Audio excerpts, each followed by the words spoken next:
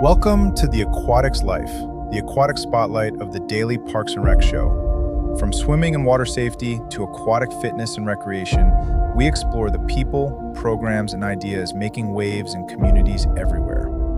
Hosted by Wesley King, every Friday at 1:30 p.m. Eastern Standard Time, this is the Aquatics Life, where recreation meets the water.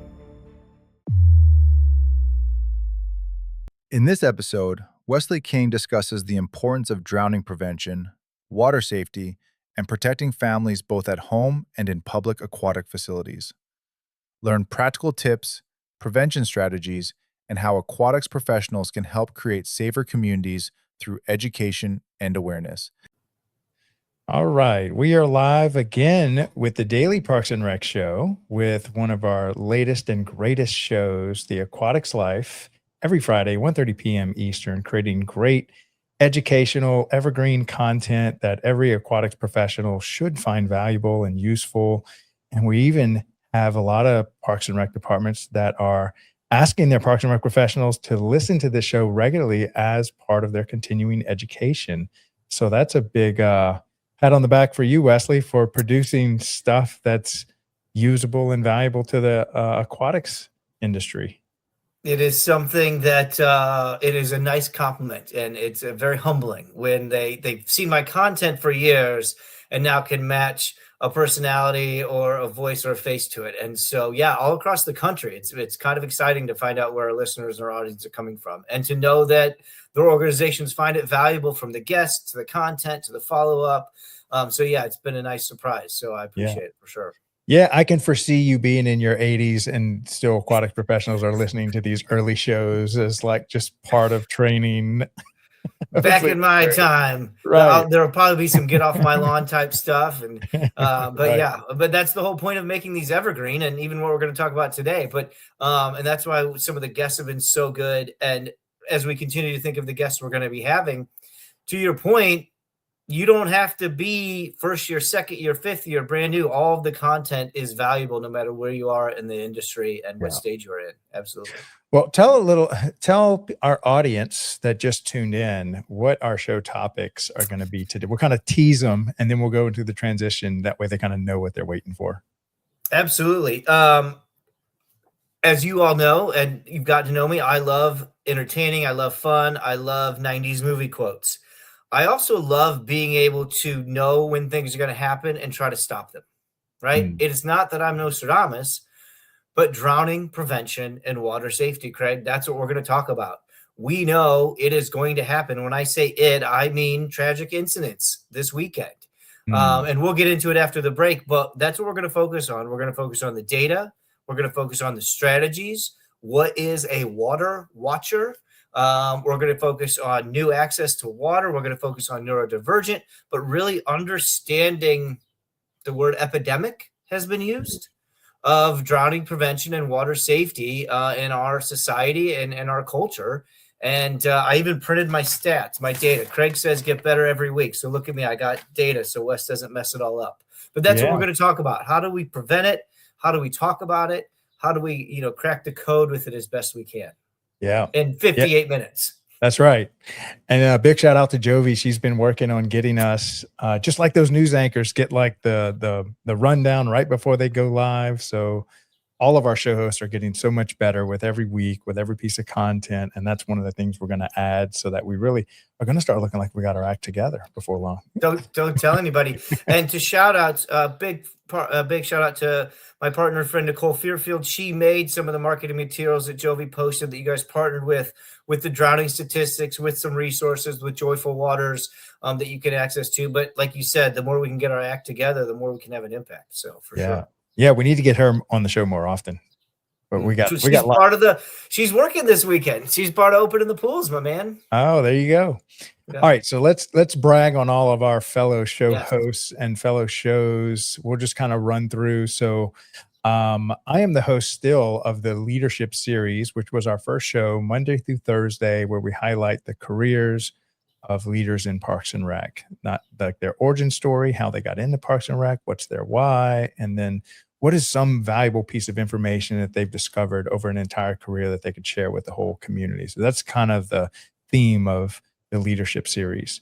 Then at that same 12 noon time slot, Papa J, aka Jonathan Skinner, almost newly retired, in process of retired. That's it. You know, those Parks and Rec professionals, they're always threatening retirement, but they never do. Here we are. I'll believe it when I see it, when he's like officially. With the hat on and the beach feet are up in the picture. Yeah. Right. So he was part of something called the Dr. Pepper Club. And it's just a group of professionals out in California that have been kind of like a little club or community for many years now. And so he rebranded it the Director Pepper Club. And so that's on the 12 noon Friday time slot, right before this show airs. And so that's our latest addition to the show. All right, so then we'll pick up our 1:30 p.m. time slot, which is the time slot that Wesley's a part of on Fridays. But on Monday, we talk all about technology, smart parks, just like we have smart cities, and infrastructure being able to controlled by your cell phone or desktop. And that's with our host, Dave Ramirez. He produces a show called Smart Parks Forward. Sorry, it flew out of my head for a second. And so that's on the second and fourth Mondays of every month. And then that brings us to the legendary John Peru on the front line, the Military Rec Show, MWR, which is Morale, Welfare, and Recreation. That's the acronym that the military uses for Parks and Rec. And so if you've been on a military base and have done anything park and rec-ish, it has been some military Parks and Rec professional that's kind of running those whole facilities across 300 military bases globally. And so we have a show dedicated to that population every Tuesday at 1:30 p.m. Then we have Thomas White, who has threatened to take up one more show a month. He produces a show called Safe Spaces and Green Spaces, talking about mental health, neurodivergence, and how Parks and Rec plays a vital role in having just the role they play in mental health and getting people outside and working with all the different children, regardless of their condition and stuff. And so it's just been a great show. The reason we have to pick up another show because he is just booked out almost for the whole year. And so he's like, I think I'm going to pick up a second show. So for now, that's on the first Wednesday of every month. On the second Wednesday of every month, imagine if a Parks and Rec department was gracious enough to pick a topic in Parks and Rec and bring all of their leaders to it and pull back the curtain and show you on a very granular level how they handle master planning, budgeting, festivals. You pick the topic and they're covering it once a month on the second Wednesday of every month. That show is called The Rec Room. And I think it is our second oldest show. So that's every second Wednesday at the 1:30 p.m. time slot. Then we move to, again, another legend, Aaron Lux with Rec Sports. So I know when you think of Rec Sports, when you think of Parks and Rec Sports is usually the first thing that comes to mind, the classic baseball field with the parents and the coaches and the refs and the kids and all of that chaos that goes on across America on all these sports fields under the Parks and Rec department. So Aaron has an entire show dedicated to Rec Sports, and he has probably the best network I've ever discovered of athletic directors, coaches, professional athletes. I mean, you name it. And he is yet another show he's wanting to do 2 shows a week. He's already booked, and he already does a weekly show, but if you're in Rec Sports, that's definitely the show for you. Some great content produced every week at that Thursday, 1:30 p.m. time slot. And then we have our Young Professionals Network. So when I say young professionals, there's a couple of buckets here.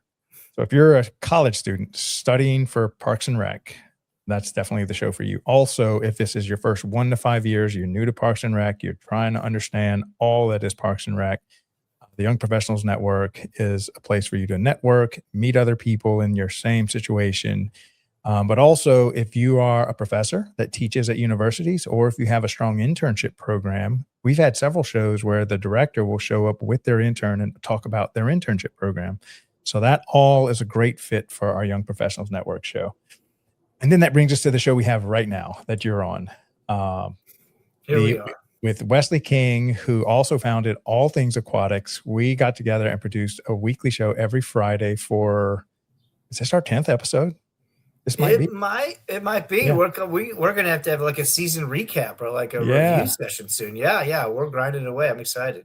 Yeah, so the Aquatics Life, and I would say, Wesley, you're doing the best job of producing purely educational content that's evergreen for a part of the industry. And so I love that we create stuff that can be used as continuing education. That's something we should all strive for as a family of shows.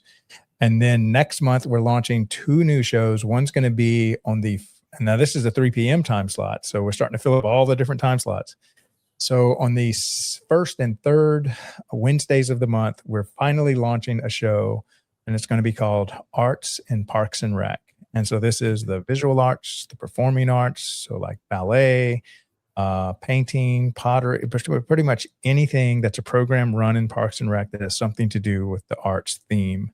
And so that's going to be launching first week of June. So that's something exciting to look forward to. I cannot wait for Bob Ross and the happy trees. That's all I could think about when you were talking about, I want the happy trees and the painting, and I love it. That's so, and it's needed because a lot of properties and organizations have that, but aren't really always integrated. Or yes, absolutely. Yeah. And the audience is going to fall in love with Beatrice. She is a very accomplished, really a world-class ballet that that was trained at the greatest ballet school, I think, in the world, the way she described it. And then she's also made music videos for MTV and Hollywood films. She's a choreographer, and she found a way to do what she loves the most, which is teach ballet in Parks and Rec. Wow. And if she weren't partnered with a Parks and Rec department, there would be no way a lot of the poor children could afford her classes. But because they can, like, even like the really poor children that can't afford these classes can now take ballet lessons from a world-class ballerina over there in California. So that's an exciting show we have. All right, so that's the lineup. Jovi, why don't you go ahead and run the transition that kind of ties all that together, and then we're going to play one of our most recent show promos, the promotion for this show right here. So stay tuned, and then we'll come back and talk all about water safety here in a minute.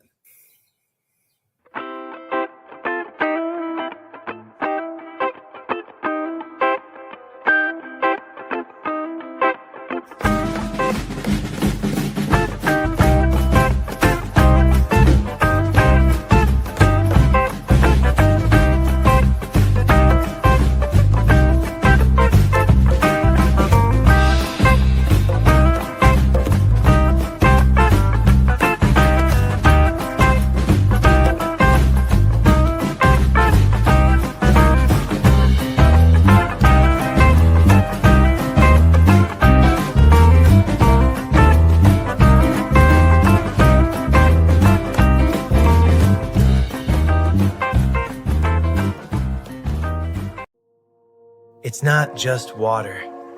It's responsibility. It's leadership.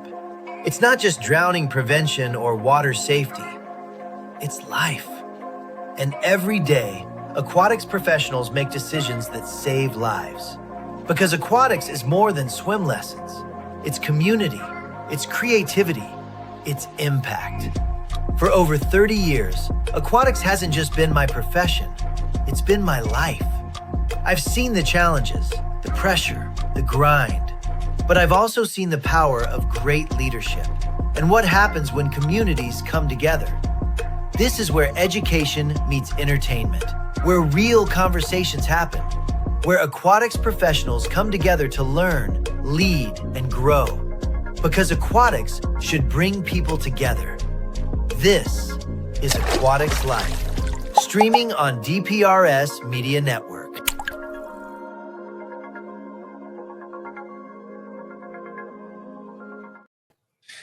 Okay, that's definitely my favorite show promo. I love it. Oh, you guys love it. Yeah, it gets easier to watch, I think, right? This is why actors say they can't watch themselves, even when I was little. But that is me, and that is me growing up. And that's honestly why this weekend is so important to me. Now you're going to have to get me through this whole episode without crying. Nicole gets me on Navigating Neva, our podcast. I get to cry, but here you can see me. So, right. But yeah, in that video, that's me as a kid growing up in the pool from day one till now. So Memorial Day weekend was always a big deal at our house, no matter how warm or cold it was in Central Illinois. Why is Memorial Day weekend such a big kind of kickoff for pools? So math says there's 100 days of summer. So it's kind of easy to remember. 2, seasonally, all of the schools get out close to around there. We have breaks, we have holidays, and our timeline of being able to operate allows us to prepare for it, right? If we do Father's Day, that's a little too far into the summer. If you do, and some facilities open weekends until Father's Day, and if you do early in May, you're also dealing with graduation, you're dealing with staffing, so your pool's not warm enough, the weather's not warm enough. So then you take all of those things combined, and I would gather that as to where Memorial Day began. Right. I'm sure there's a scientific question behind it, but in my 30 years, that's what I'd add up to. It's warm enough. I've got the staff, I've got the time, and I've got the support. So when we say 100 days of summer, typically day 1 is Memorial Day? Friday, so Memorial Day weekend, believe it or not. Yeah. So actually that Monday is a risky day because our staff may have been grinding it out Friday night if you're open. Saturday, Sunday is our first day. So we open usually Saturday of Memorial Day, most properties, some Friday night. If you can do a trial run is even better. So you're open Saturday and Sunday. It's the first time people have swam in 6 or 8 months if you're in, 80% of the country. And if you're in a year-round property, now you've got high volume of people. So you may have been open for a few weeks because you're in Texas or California, Florida, etc. But the consumer may have just gotten on board because, like you said, Craig, on every talk show, every media outlet, it's Memorial Day, right? My running joke is you're going to see Rowdy Gaines, the Olympic swimmer, more in these 3 days than you will other than the Olympics, because he makes his run going with a step into swim on all the national talk shows. Rowdy Gaines, God bless him. But he knows that the general human goes swimming on Memorial Day. That's what they do. And so Memorial Day Monday itself, going to your question, is actually one of our harder days because we've now just grinded out Saturday, brand new opening. Sunday, chemicals and staffing and new guards and new employees. Now Monday, we're here and the consumer isn't working. And they're either on their end of their 3-day run or they're getting to enjoy their day off. Yeah. So Monday, Memorial Day is tougher, I would argue, than even Saturday or Sunday sometimes. Yeah. I for those who don't know, I do about 15 1-hour conversations a week with Parks and Rec directors, either on our show prep calls or for the live show itself. And kind of when I'm chit-chatting a little, they're all saying this last week, we're getting ready for our pool to open. We're going through everything. And it's like, even though they're not aquatics directors, they can feel, they know it's out there. It's in the ether. And so that's why Nicole's not here. That's why I'm waiting on calls from other properties to tell me that in 24 hours from now, they think we're okay. Yeah. But that's also why home pools and lakes are such a challenge because here's a movie reference. Die Hard with a Vengeance, Bruce Willis. What does the bad guy do? He sends all the cops away from Fort Knox, and then he robs Fort Knox. Well, what do? We send all of our resources to the park districts and the open properties, including our EMTs and our local fire departments for training drills and practice, which we should do. But what's right behind us in our backyard pool? Yeah. And my first stat that I want to make sure I get right so I don't get yelled at. And if I do get yelled at, please help me get yelled at. So this goes into our safety, drowning prevention conversation we're getting ready to have? Absolutely. So first point is statistically, it is almost 3 times as likely you're going to drown on a holiday weekend. Memorial Day, 4th of July, Labor Day. 4th of July is 3.5 times risk. Yes, it's Google, Chat GPT. Yes, I ran my numbers. It might not be perfect, okay? But when you combine your home pool, when you combine your child in clothing, when you combine the last 5 minutes of somebody being out of the water, okay? So, Craig, you guys are all about to go eat. Everybody's done swimming. You look at the pool and go, all right, everybody's out.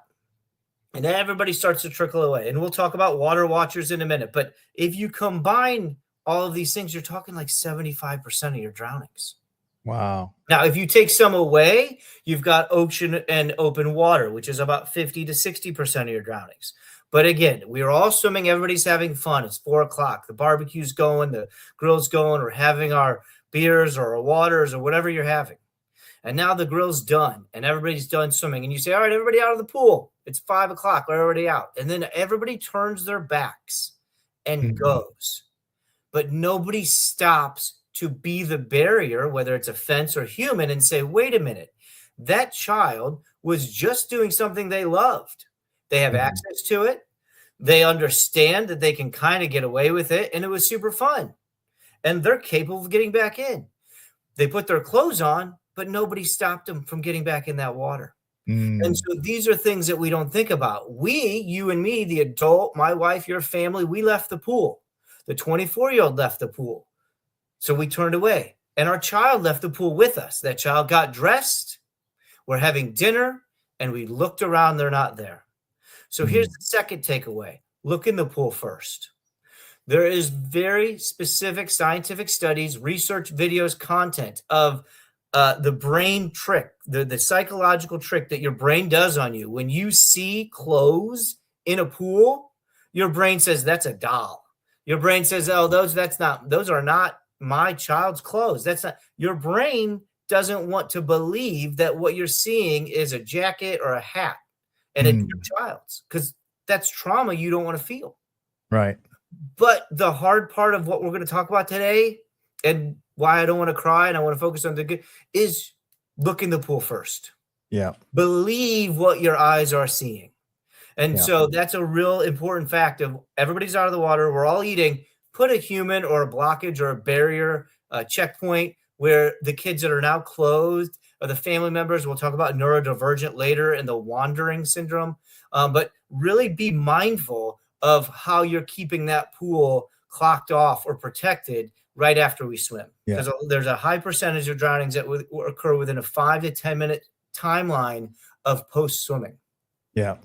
And we had talked a little bit about that race car driver that recently died at such a young Bush age, and how, and then we kind of started steering the topic towards, when it comes to drowning, like you're describing it, so much of this is preventable. And of course, we're all going to die at some point, but we don't want to die too early, and we don't want to die from something that was preventable and happened right up under our noses, especially when there's just a few little tricks that if you just know how to be around a pool, that you could be the difference that's made to prevent this kind of stuff. It is called a water watcher. I could have looked like Mr. T with all my gold chains if I had them all with me. Most of them are to my daughter. My daughter plays with them now. So 2 points of a water watcher. Number one is a lot of them are based on families that have had tragedies. There's the Kareem Foundation. There's Kayla's Coates. There's Collins Hope. I mean, you could take every letter of the alphabet and stick it to a name of a child for the National Drowning Prevention. And they make these great, cool logo designs, fun shirts, things like almost like a construction worker, so that you stand out. So number one, use these resources. If you're listening, go to these websites. Just Google the word water watcher. Now, what is a water watcher, Craig? A water watcher, first of all, is a human that can put their phone down. So when you ask your aunts and uncles and nieces and nephews, are you even capable of watching a 10 to 12 to 15 minute TV show while putting your phone down? Oh yeah, I can do that. Great. You're in line to be a water watcher. If you raise your hand and say, who can watch the pool? We're not going to get very far. So I always like to take a step back and get everybody's attention. Whose favorite color is blue? Okay, come with me. Who can stand up? Okay, so I need you to be able to put your phone down for 15 minutes. Number two, I need you to be able to stay in a place. Pat McAfee, my guy Pat McAfee, would be a horrible water watcher because he can't stay still. So I need your phone down. I need you to stand still. What I mean by stand still is your back is to everything else. Your face is to the pool. You need to walk around the pool. Great. If you need to sit in a chair, great. Didn't say standing the whole time. The key is that your outside distractions are gone because your focus is physically and visibly inside. So drop your phone, stand and pay attention for 15 minutes. Now, number three is, do you know you're the person? Oh, yes. You can drop your, right? You can put your phone down and I can stand in front of the pool. But if I haven't told the world I'm the water watcher, and if you think Wes King has not stood in front of a pool and put his right arm is completely destroyed, but I've put my left arm up for as long as I can, said I'm the water watcher. I've held a picket sign. I've put a silly hat on. It is to be known by the world that for these 15 minutes, this human is responsible for the pool. And here's the fourth fun part. The fourth fun part, Craig, is it's only 15 minutes. You get to do, remember the ALS bucket challenge? You called somebody out and said, I challenge you for the ALS bucket challenge, and they dumped ice cold water on your head. Oh, yeah. I challenge you to be the next water watcher. You could put a schedule up. If everybody wants to know when you can start cracking your first beer, great. You can crack your first beer in 16 minutes. You can crack. I don't care how you do it. I care that there's almost an assembly line. Look at me. I'm going to lose my mind here. I care that there's a structure. I care that the world knows Craig LeBlanc is the water watcher for 16 minutes. And they know who the next one is. Every family member knows. Every parent knows. Every kid knows. When Santa Claus, here's how I'll end my rant. When Santa Claus walks down the street, you know it's Santa Claus. When the fire department shows up at your house, you know it's the fire department. They actually teach people how to engage with the fire department. With the mask, they teach kids how to not be scared of the fireman when he comes to your house. This is no different. Tell me the Easter Bunny is real. Tell me a water watcher is real. I want to see him with my eyes. So those are really the 4 steps. Put down your phone. Understand your environment, your perimeter, that you can own it and watch it. Number 3, make sure the world knows who you are and you're it. And number 4, have a tag team partner that you're going to give it up to, because nobody's going to volunteer if they got to do it for 3 hours. Yeah. So that is my rant on water watching. Yeah. And probably that first 15 minutes is probably the most critical one, because that's the guy kicking it off. I know we'll go to a commercial break, but I'll get us to commercial here. It's called the 5 layers of protection. And one of them is your pool even open? Do you have a fence or a barrier or a lock? I do a fun exercise where all the kids make handprints, and they put their handprint on every access door, and then they write their name on the handprint. And then there's a stop sign that goes next to it. So they own the limitations of the access. But to your point, Craig, my pool is not open until 12 o'clock. You can be at my house party, but my pool is not open. The challenge is a house pool is just a house pool, right? I'm in your house. I'm in your pool. I can go to your bathroom. Why can't I use your pool? I'll steal a thing from my dad, and then we'll go to commercial, I know, in a minute. But my dad, his name is Don King. That's true. And he's a longtime sports official, and he has had a backyard pool since I was born. He would try to cook out at 6 and 7 o'clock at night, 5 o'clock at night. Not only could he not enjoy himself, his pool is full. He's getting hitting head of the beach balls. People are getting the rafts out. People are hungry. That's not fun, let alone his son, whose business would suffer if something tragic happened. Yeah. So what does my dad do now? He cooks his brats at 9 and 10 in the morning. He does all the cooking earlier. Now the pool is open. Now, if you want to throw your beach ball, you go get your beach ball. It's not, but that's the type of mentality that sometimes we have to change is my pool even open, and what's happening while it's open? So to your point, that first 15 minutes is key, because you can tell people, hey, we're not swimming right now. We're not swimming right now. It's not easy to do, but it allows you to have control. Yeah. And I know a lot of times on this show, we're kind of targeting municipal owned public pools, that kind of stuff, big pools. But I love how you're focusing, hey, it's the backyard pool that a lot of this happens, especially on Memorial Day. And this is when we have, for the most part, untrained professionals that still have the same potential to have an accident like this that a public pool might have. And so after commercial, we're going to talk about wandering and neurodivergent. And so this is my catchphrase, and I own it. If you're a neurodivergent, I don't own this fact. The fact is you are 160 times more likely to die from drowning. 160 to have a drowning, not to 160 times. So my statement is, if you're a neurodivergent, like my daughter is, or if you have autism, you're either going to die of old age or underwater. The chances of you, because of wandering, and we're going to get to that, and access to water after the commercial is, but it's so likely that you're going to have this type of incident.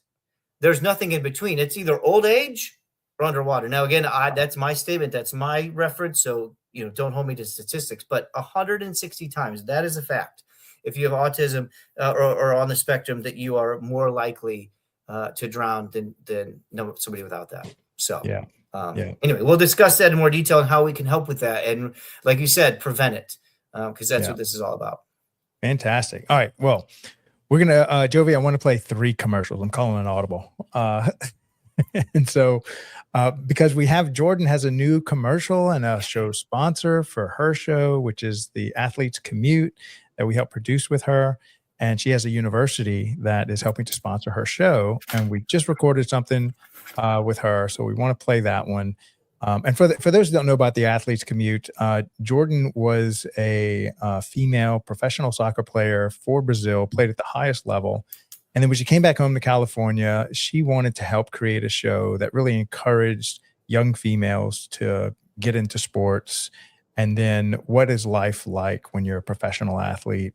And so she had this great concept of, what if I got in my car, does the whole show from her car, and picked up my favorite pro athlete and gave them a ride to the next game of the practice and talked about the preparation and what it's like to be a pro athlete and just the day-to-day grind of doing that.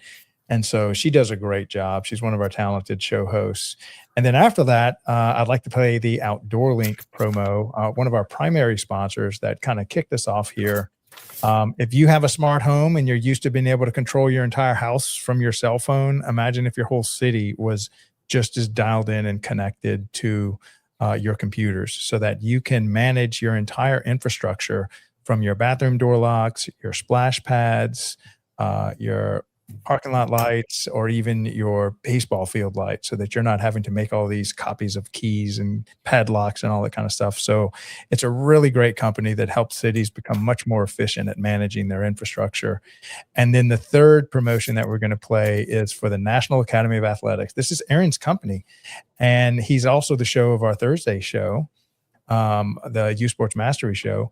And what he does is he partners with Parks and Rec departments to run the programs that they're not really geared up to run. So let's say you have a big push in your community to start a volleyball league, but you don't know anything about volleyball. You don't have the coaches, you don't have the staff for it, but you have the facilities. Well, you can partner with Aaron and he'll run just your volleyball league. And then you can say, well, can you run our pickleball league, our flag football league, or after school care or something? I mean, he can do all of it, turnkey, or just a few programs that you're not geared up for. And so he's been doing this nationwide for a while. And he's really big on rec sports. So he has the same culture of rec sports, which is fortunately becoming more and more popular to get back into rec sports. So Jovi, why don't you go ahead and play those three promos, and then we'll come back and finish up our conversation around water safety with Wesley.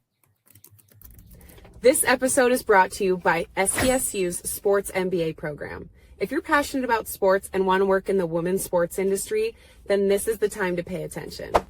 SDSU's program is 12 months accelerated hands-on learning where students have actually gotten to work with teams like the San Diego Mojo, partnered with the Farmers Insurance Open, and visited headquarters like the Upper Deck or Callaway Golf. It's built for people who want to be in rooms like that. So if you're interested, deadlines are approaching. Learn more or apply with the links in the description.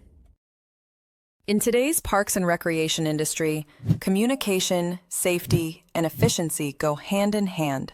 That's where Outdoor Link comes in, delivering smart technology that empowers city departments and community planners to do more, smarter. Outdoor Link's platform connects and automates everything that keeps your parks running smoothly, from lighting and locks to signage, water features, Wi-Fi, and digital advertising. Control and schedule park lights for safety and energy savings. Remotely manage facility access. Coordinate fountains and splash pads. Provide public connectivity.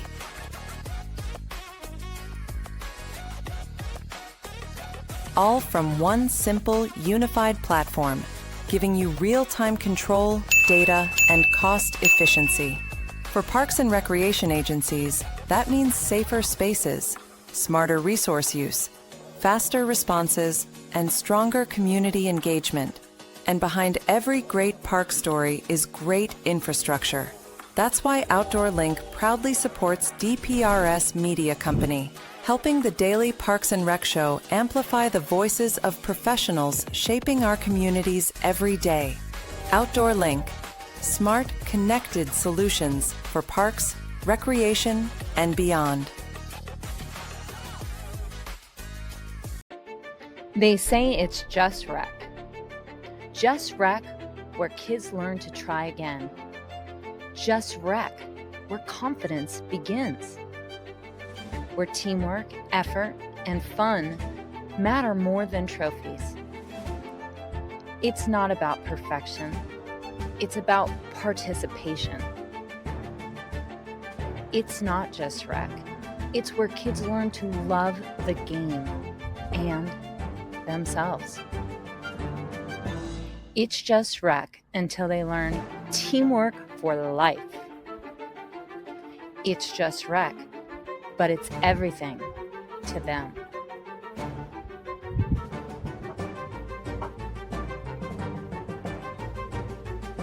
It's more than rec. It's a movement. It's just rec until you realize it's shaping the next generation. Together, we're not just running programs, we're building a culture of confidence, connection, and community. Join us. All right. So before we move on to our next topic, is there anything else that you'd like to say on pool safety, drowning prevention? How can you help people that are just have their own personal backyard pool think like an aquatics director when it comes to safety? Yes, great question. And again, the statistics show that it is the home, and we're going to get to wandering, but it is the home. You don't want anybody to rob your house. And you don't want anybody to take something from your car, right? Remember we had the club, or we had our old stereo decks. Think of your pool, but reverse engineer it. I don't want anybody to touch it, see it, smell it, or know it exists until I'm in control of it. When I talk to my clients as a consultant, one of the things I often reference is this little guy right here. Do you know what that is, Craig? What is that? It's a universal remote. It's a remote control, brother. I talk about control. Yeah. You need to control your outdoor pool like Dave Ramirez does his Outdoor Link, just like you control every other aspect of your life. So what does that mean? That means shutting it off and turning it down, closing it. We don't leave our laptops running and open. I don't let my son let his video games run. It's bad. So we turn it off and we shut it down. We acknowledge it's closed. Second, when it's open and operating, we oversee it. Minus self-driving cars, whatever those are worth. You're not going to get behind the wheel of a car unless you're trained to do it, right? So when we're operating, we own it. Second, how when we're not around it are we protecting it? So from your life-saving fence to your alarm systems, to your education, to your locked doors, to your gates, to your barriers. Again, you think of Home Alone and you think of the actress that just passed away, God bless her heart. And she's Kevin. That's how we should think about our pool. However, going the last all the way back and the first and last is, where do you have this written down? Where do you have a checklist, right? When I was growing up, my mom could open it inside of a cupboard and she'd have all of her magic numbers and the, health code numbers and the school numbers and all the things. Where do you have that for your pool? Not your pool guy's phone number, Craig. Yep. Your checklist, Yeah. right?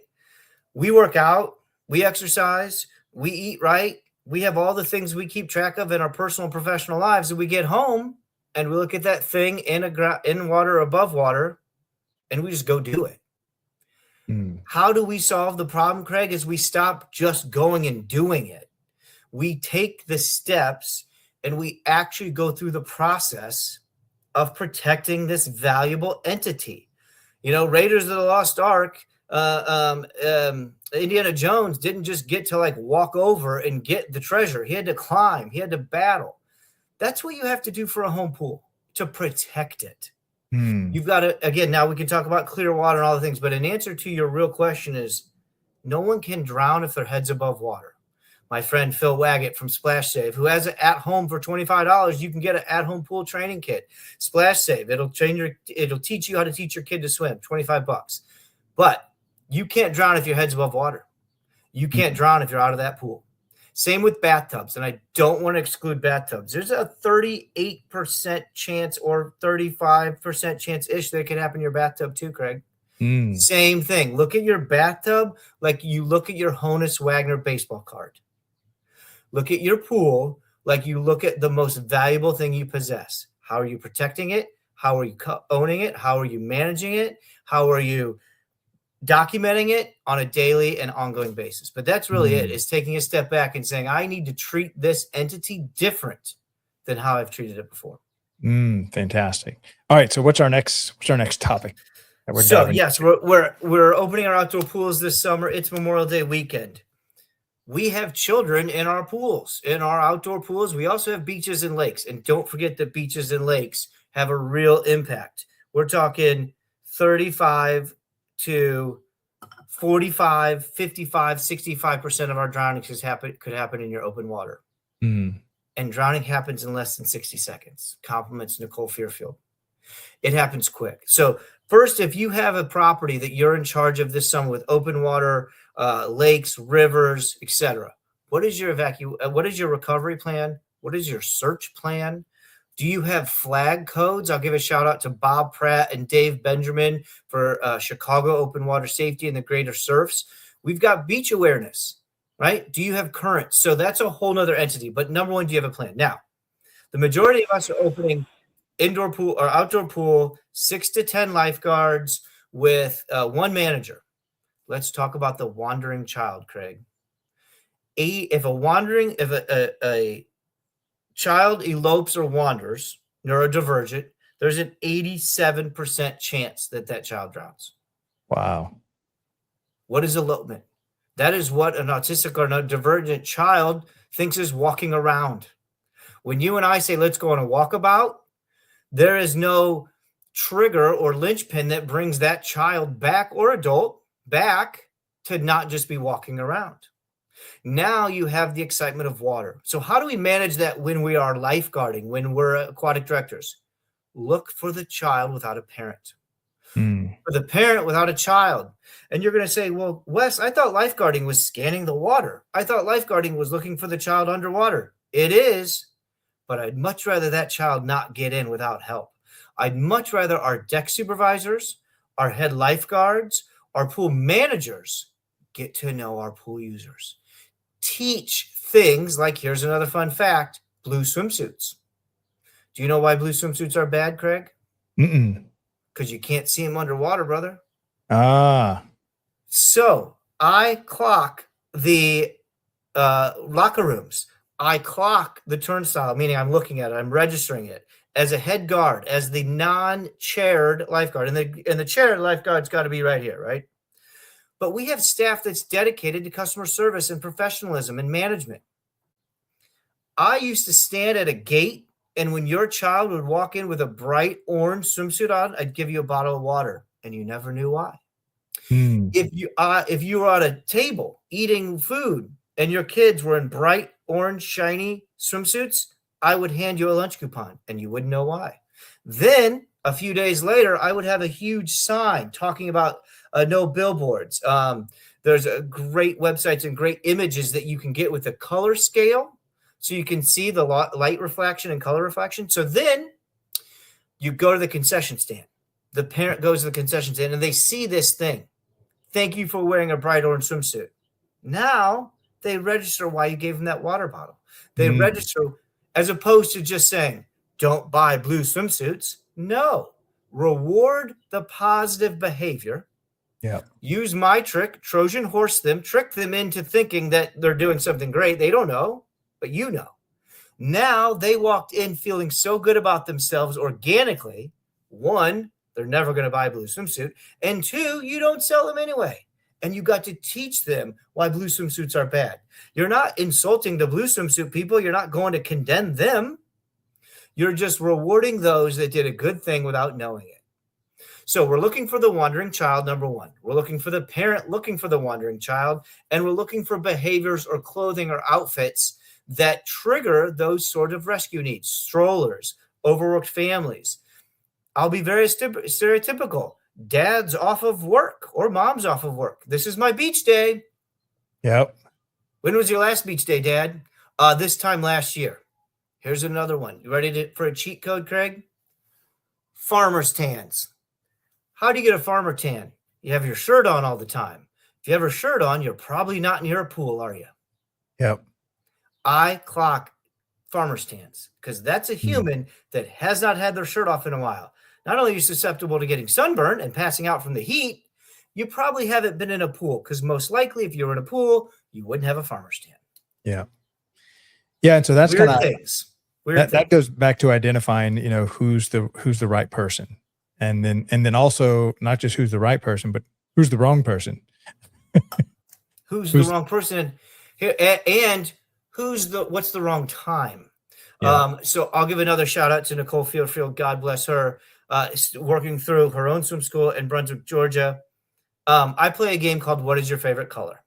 And we have all the audience do their favorite colors, all the lifeguards. And I'm not going to give you the trick away, because if you want to hire Wes King, he'll do the game with you. But eventually it leads to life safety and drowning prevention tactics. Another part of that game is what's your favorite time of day? So Craig, what is your favorite time of day? 3, 4 in the Could morning. someone drown during that time?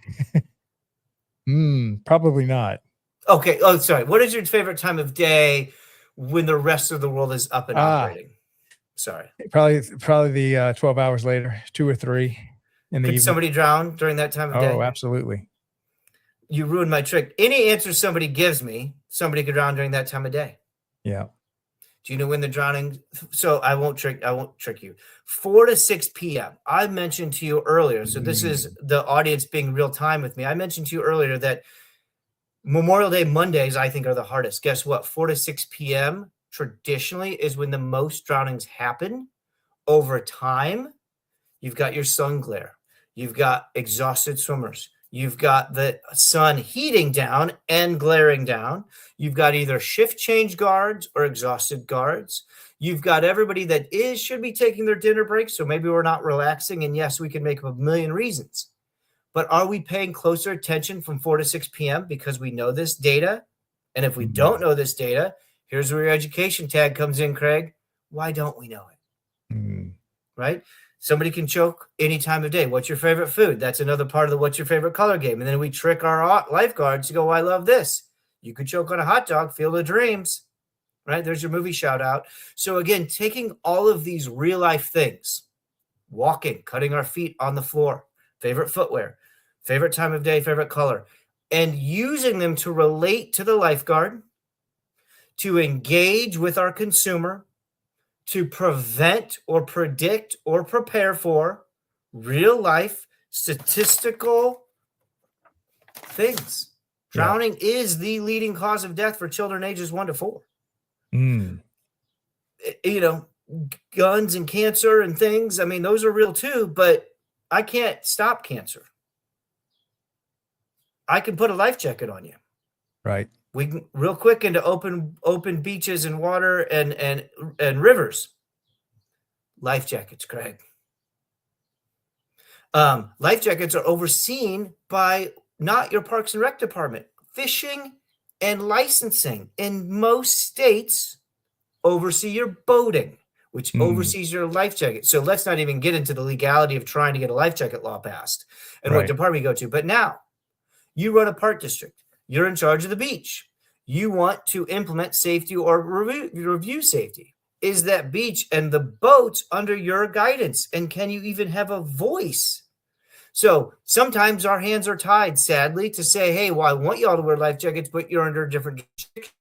Or I have life jackets for you, but I can't enforce it because my state doesn't require me to.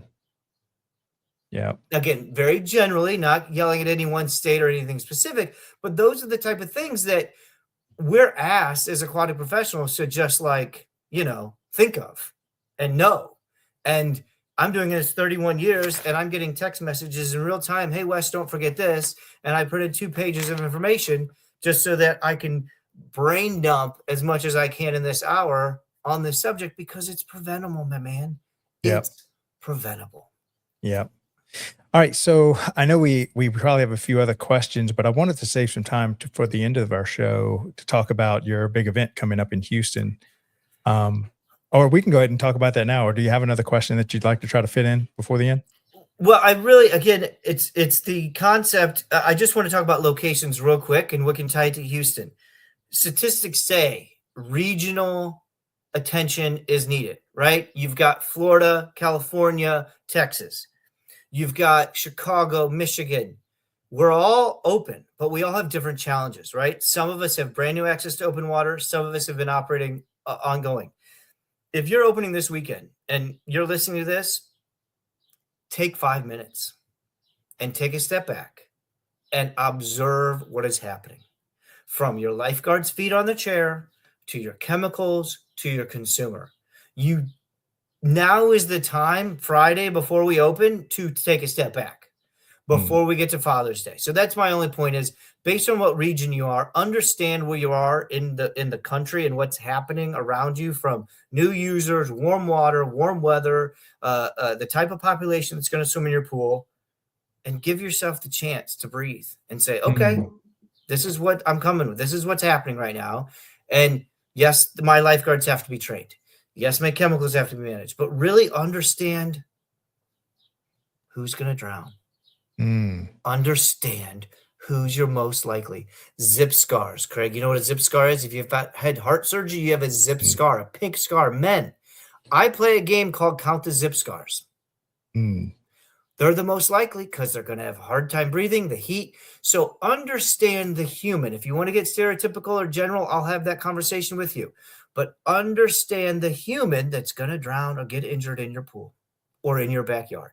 So that is a lot of based on where you're at in this country. That would be my last bit, is really take a moment of the faces and size and shapes of the people that are your potential victims, or, your 911 calls. So, traditionally not going to be your, I don't want to call them Olympic, but your competitive swimmer that's in the pool nonstop. It's going to be, like you said, when you're looking at the crowd around the pool, you should be able to have like these highlighters of like the wandering child or the zip scar, and say, that's the guy that's going to give me trouble. Yep. Yeah. The daycares, or the first time daycare camps. I know I want to promote my own show too, but we're going to have a lot of camps. We're going to have a lot of camps right after school gets out. We're going to have a lot of camp counselors. God bless great camp counselors. But they don't know what you and I just talked about. Now we're going to isolate the kids in camp. Where's my kid that's jumpy and hyperactive? Where's my kid that's scared? Where's my kid that's already crying? That's a lot of hypervigilance, like TV show, cool guy focus, right? Every TV mystery guy has some cool niche thing they can do. That's a lot of monk and psych and type stuff you're doing. But I'd rather do that for 5 minutes than risk my brand new lifeguard having to jump off the chair with their heart rate going to miles an hour, or at home. It is worth it to take those 5 minutes. Yeah, definitely. So, all right. So tell us about this big Houston event you got coming up. When is it? Where is it? What is it? Yes, September 26th and 25th, September, that weekend, Houston, Texas, at the University of Houston. It is the second annual All Things Aquatics event. As many of you may or may not know, I started this Facebook group called All Things Aquatics even before COVID hit, about 8 weeks before this thing COVID came out, right after my guy Kobe Bryant died. And it was just a Facebook group because I wanted a place for people to talk aquatics without their boss being there, and to have real candid conversations about what they're going through with real professionals. That turned into a real life first annual event in St. Simons Island, Georgia, with Nicole Fairfield, the founder of Joyful Waters and Navigating Neva podcast.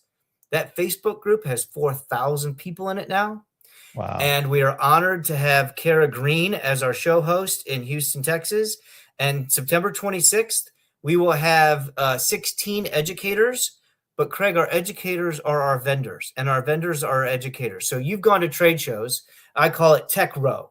I call it Sponsorship Row. And everybody's got a piece of candy, and all the vendors are sitting behind you. You've been a vendor, I've been a vendor, and you just get your 3 minutes and you show your thing. We don't do that. Our vendors sit on, there are no keynotes, there are no panels, there are no PowerPoints. It's all small group discussion and panelists. So we put a subject, let's say it's risk, and we'll put 4 or 5 experts like Life Floor or Pool Shark H2O or OSO Consulting, and we'll put them on the stage. And in front of 100 people, there's only 100 tickets, and I think 8 are sold. And they're all going to talk about risk universally. So the whole audience gets to hear risk from a slip and fall perspective, from a chemical perspective, from a certification perspective. And then 20 minutes later, those experts go lead roundtable discussions. And you as an audience member get to pick your own journey and say, I want to spend 45 minutes with a bunch of people that are not like me. Lifeguards, swim instructors, pool operators, scuba divers, water aerobics. Our goal is to get a diverse group of aquatic professionals in the same room, but talk about universal subjects. So adversely, if I have 80 lifeguards talking about one thing, we are going to hear one thing. But if I have 80 different types of professionals learning one subject, we all get to absorb it in our own way. And I get to walk out going, oh, I know how slip and falls affects water aerobics. I know how slip and falls affects geriatrics, et cetera, et cetera. And then we reset, and somebody who you sat next to an hour ago happens to be the next expert. So we then go revenue, and we rinse and repeat. So our experts are part of the discussions and and then still have their marketing and information through our tables and our presenting. But really, you get to know 16 aquatic professionals leading small group discussion, leading panels, and then they're your buddy too, because in an hour they're up there. So we really have no separation. Last year, our rule was nobody gets to sit behind the tables. This year, there's no tables. Yes, all the vendors will be marketing their stuff, all the vendors, but the tables are going to be in front of you, the QR codes and the handouts. So it's really about that fellowship, if you will, that networking. My tagline was, I want you to walk out here with 16 new best friends. And those are the people that led the discussions. And then on Friday night, we're going to have our first ever lifeguard challenge, where we're going to bring lifeguards together. And instead of doing a lifeguard competition, like jumping and rescuing, we're going to take real equipment, real rescue tubes, real goggles, real chemical testing equipment. And that's the challenge. The lifeguards and the staff are going to use the equipment as it's designed, right? A real first aid equipment. And the product owners are going to sit and be the judge. We have a great gentleman named Tux Takara out of Jacksonville, Florida, who has his own CPR program. And he's going to be in Houston coordinating this. So your product will get used with lifeguards, and you get to watch it be used to tell them how to use it right with other vendors. So it's a lifeguard challenge with products and companies using them real practically. And then Saturday is where our aquatic professional will come in, our director, our recreational manager. And we've got some great networking happening in Houston with a shout out to James Browning and Kara Green and Cameron Balcom and all of our All Things Aquatics local team helping us promote that event. But yeah, we've got, I think about 92 tickets left, $65. We are looking to have a lunch sponsor as well. It's 9 a.m. to 1 p.m. and then some kickers after. And then Friday is a separate event for your frontline staff. So if you have lifeguards in Houston, again, shout out to Steadfast Rescue Company and Rescue Equipment Company who have lifeguards down there. But that's our combination of our day. So yeah, it's going to be pretty exciting, low cost, local. And our goal is to do more of these. We've partnered with, we've partnered with Kevin McCarthy from Squim. It's basically like Frisbee golf in the water. So you've got a disc with a goal. It's pretty fun. And so we did a water safety day with him, but our goal is to do this across the country with your park district, with your YMCA, bring regional aquatic professionalism to you, and then highlight what you're doing at your property. If you've got a great program, let's bring your local community to your facility and show you off. But that's really the goal on the road, is to take what we're doing annually and bring it to the communities out in the country. Fantastic. All right. So last thing, where do you have like a website or do you go to the Facebook group, or where can they find out more about it? So I can give Jovi the ticket and I can put that link in. It's on the All Things Aquatics Facebook page. We have an allthingsaquatics.org website. I don't think the ticket is on sale there, but if you tag me, Navigating Neva, Nicole Fearfield, and then I'll repost the ticket on the All Things Aquatics page as well, and maybe we can put it in these show notes as well. But yeah, it's a direct link that you can buy the ticket right online, but it's all over our social media, but we'll make sure to get that out again for sure. Fantastic. Well, thank you so much for, again, producing another great piece of content for the aquatics industry. Really looking forward to participating in that show in Houston and many more to come. And so every Friday you can show up here, direct all Parks and Rec professionals, direct all your aquatics professionals to this show. Like I've said before many times, you'll definitely get something out of it. This is very educational content on on a topic that, in my opinion, there's really not a lot of content out there. And so we're hoping to create endless streams of educational content about aquatics. You got it. So I will say there's a ton of, for what we're talking about right now, and it's not the Cubs being horrible, which we could spend a lot of time on, but for home safety, for water watching tags, you could literally just Google, send me a free water watching tag, and there will be 10 organizations that will, you may have to pay shipping and handling, but that will send you really cool stuff. But to your point, Craig, bringing all the things in, water safety, education, training, that's a puzzle piece we're trying to put together every Friday. But if you're out there, whether you're a civilian or an aquatic professional, just Google water watching, Google at-home pool safety, National Water Safety Month, Joyful Waters, and you can get a ton of free resources, coloring books to print off. But to Craig's point, on a larger scale, that's why we're doing this every Friday for sure. Fantastic. And go Cubs, because they need help. I don't know what's going to happen. The Cubs are going to lose more, or Wes is going to panic about drowning prevention over the next 3 days. But maybe both things will do a little better now. So that's it. Hopefully the universe will cooperate with us. Preach on, brother. But have a great, safe weekend, everybody. And we look forward. And next Friday, our guest is from the Autism Society, Katie Wentley. And we're going to talk a lot about wandering and autism and special needs and how we can improve our water safety program. So it ties right into what we're talking about. So check out Katie next week. We'll be here. Yeah. Yeah. Fantastic. And guys, if you want to rewatch a lot of these, all the shows are on YouTube and now on Spotify so that you can go back and listen to the old episodes. And we'll see y'all again next Friday. Thanks, everybody. Yep. Take care. Thanks, Jovi. Bye.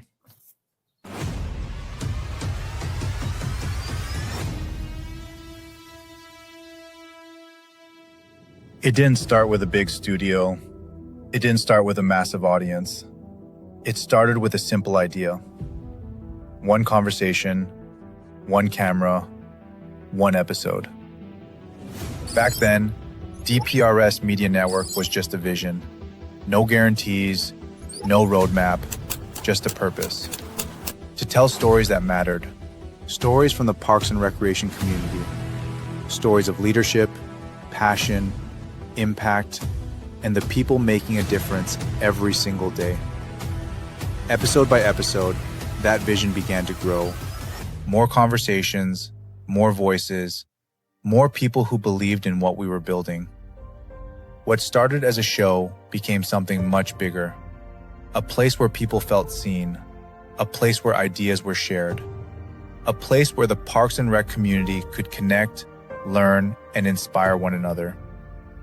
And today, we celebrate a major milestone. 500 episodes. 500 stories, 500 moments, 500 reasons to keep moving forward.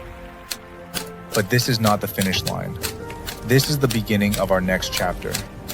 In the months ahead and in the years to come, DPRS Media Network is growing into something even greater. We are building something truly special for the Parks and Recreation community.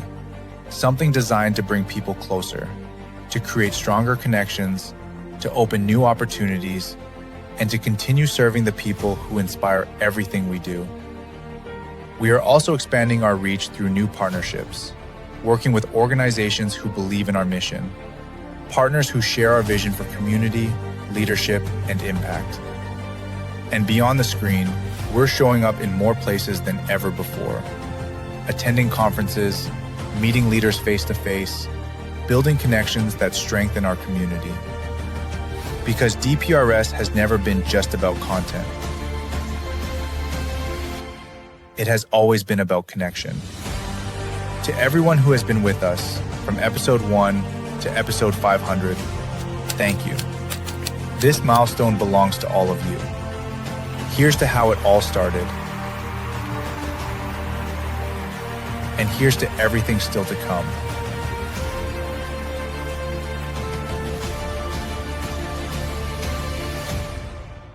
The future of DPRS Media Network starts now.